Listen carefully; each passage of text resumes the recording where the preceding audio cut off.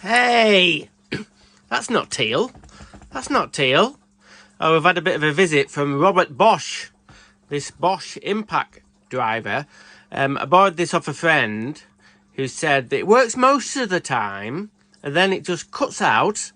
And if he takes the battery out and leaves it for 5 minutes, it goes again.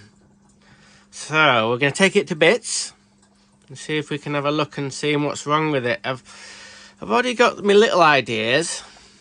See how loose that is. That is really loose. Could there be something to do with the contact just not making the correct contact? Look at where the brush. This is quite a. This is an older model, obviously, with a brushed motor. Look at how them. I don't know how I'm going to get my screwdriver in there. Anyway, we'll have to get them out. Excuse me. Look at these. Not much of a screwdriver slot there. What's it like on the other side? Worse. So I think we need to take all the clamshell apart. If we can get the clamshell off and then leave this bit in, we'll be having better purchase to maybe get us some grips on there or something. So it works. Luckily, I had some Bosch batteries and a Bosch charger from another project. So I tell you what, it's got a lovely trigger. Yeah, like it's a very chunky impact driver, very heavy. But yeah, I like it. So let's get into it and see if, well, if it's, we don't know what this intermittent fault is at the moment. I might never be able to find it, but I want to get in it because I want to see what's behind the clamshell in this area here. Very interesting. You'll see in a minute. Well, will you look at this? Never seen this before. I know I've not taken every bloody tool in the world apart, but yeah, where the these little ports are, so they let air get in so that everything doesn't get too hot. They've got little gauzes, not just like one. How many is there? 1, 2, 3, 4, 5, 6 separate little bits of gauzes, and then there's a bit at the end there, and then it's the same again on the other side. Bloody hell, I've never seen. Exciting, isn't it? Exciting, I've never seen that before. Interesting, interesting. So there's the motor. I've already found out a little bit of, not of a problem, but I can see where some wear is. We'll go into it in a bit. You can see down where the back bearing has got this sort of like O-ring on it. This meant to be in like a sort of a groove all the way around, and it's got damage already. Anyway, things of interest. I couldn't believe it when I took this off, unless I'm missing something. This is plastic. The head of an impact driver. Well, maybe you might have, some of them will have a bit of plastic there, but it's plastic all the way to the end.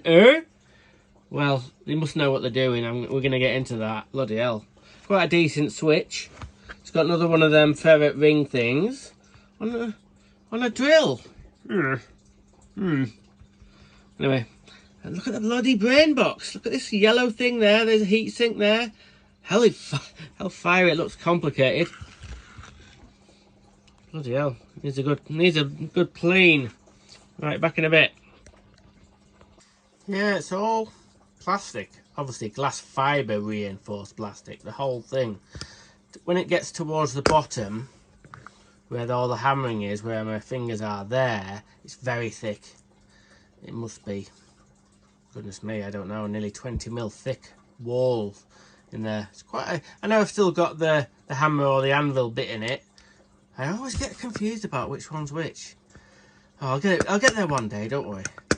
Anyway, so I'm not going to take it apart any further.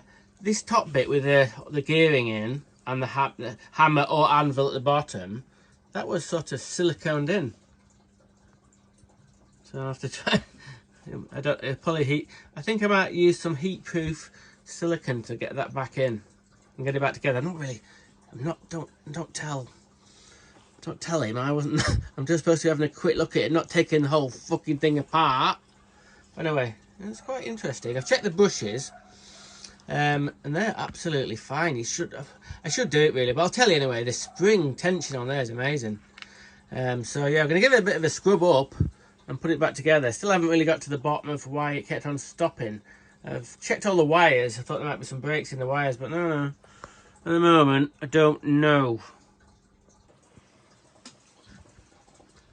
Crikey! Look at the bloody reinforcing in the clamshells. It looks like Spider-Man's been here. Whew.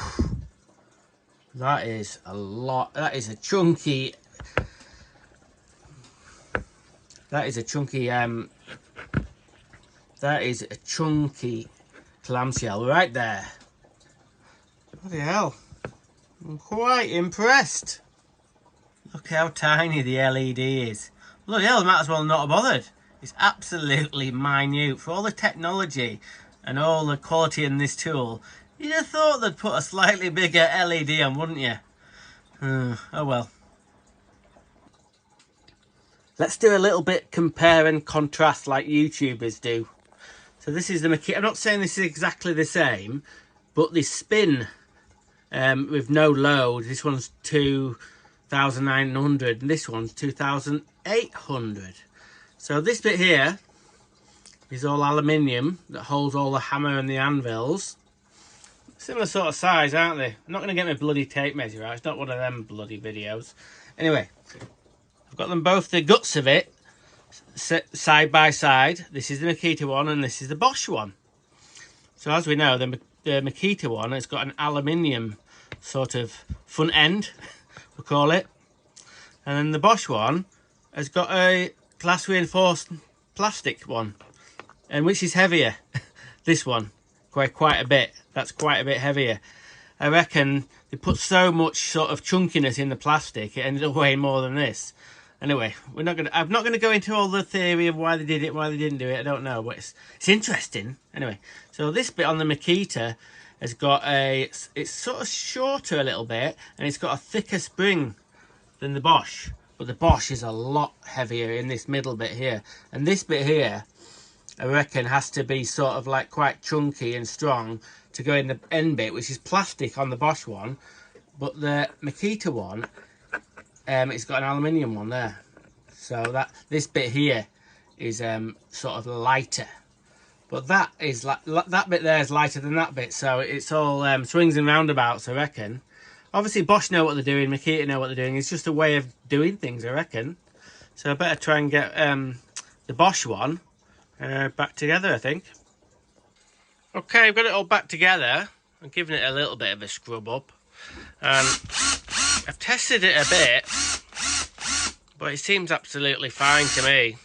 I might have to do some hardcore testing with some big lag bolts or whatever to see if it'll cut out. But so far, I can't say I fixed it because I can't find anything wrong with it. But we had a good look inside, didn't we? We had a good look inside, and it's a pretty good tool. Weird plastic, sort of like hammer housing. But I think this is like more of a mid-range. I think I've seen another Bosch one with a all-metal head there. So this is sort of mid-range, but it's still a good bit of kit. I'm glad I had a Bosch battery knocking about so I could sort of test it. So there you go. Random is rad. Rock on.